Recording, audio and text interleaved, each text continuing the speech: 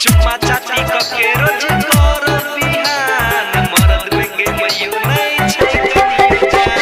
recording by music by DJ Umesh Shukipur Bazar के कुछ दिल हमरा तुम्हारा तुझे भीतरी के कन को नहीं दर्द के कुछ दिल हमरा तुम्हारा तुझे भीतरी के कन को नहीं दर्द रोज पी के उ आबै खाली हमरा गरी आबै रोज पी के उ आबै खाली हमरा गरी हमर जरे गेलै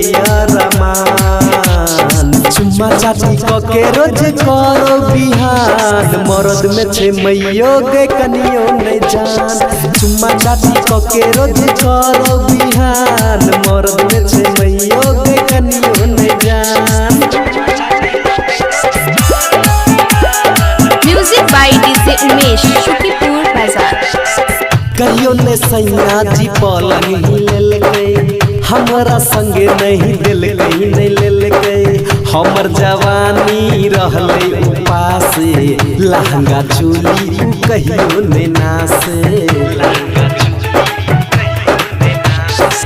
कहियो ने सैया जी पलंग ही ले गए हमरा संगे नहीं दिल गई नहीं ले गए हमर जवानी रहले उपास लहंगा चोली कहियो ने नासे लागल रहे हमरा आस रोज सुते छी उपास लागल रहे हमरा आस रोज सुते छी उपास हमर जरे गेले सब अरमान चुम्मा चाटी के रोज कर बिहान मरद में के मैयो नहीं छै कनियो जान चुम्मा चाटी के रोज कर बिहान मरद में के मैयो नहीं छै कनियो जान music by DJ Umesh Shukipur Bazar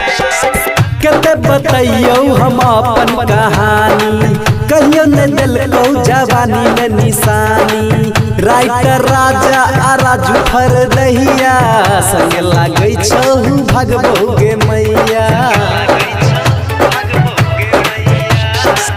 कते बताइयो हम अपन कहानी कहियो ने दिल को जवानी के निशानी राइटर राजा आ राजू फर दहिया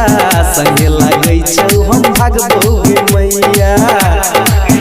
हमरा होइने कंट्रोल अब करी कि तू बोल हमरा होइने कंट्रोल अब करी कि तू बोल हमर जिंदगी के केलकै जियान चुम्मा चाटी के रोज करो बिहान मरद में के मैयो कनियो नहीं छो जान चुम्मा चाटी के रोज करो बिहान मरद में के मैयो कनियो नहीं छो जान RR रिकॉर्डिंग स्टूडियो सकरी 965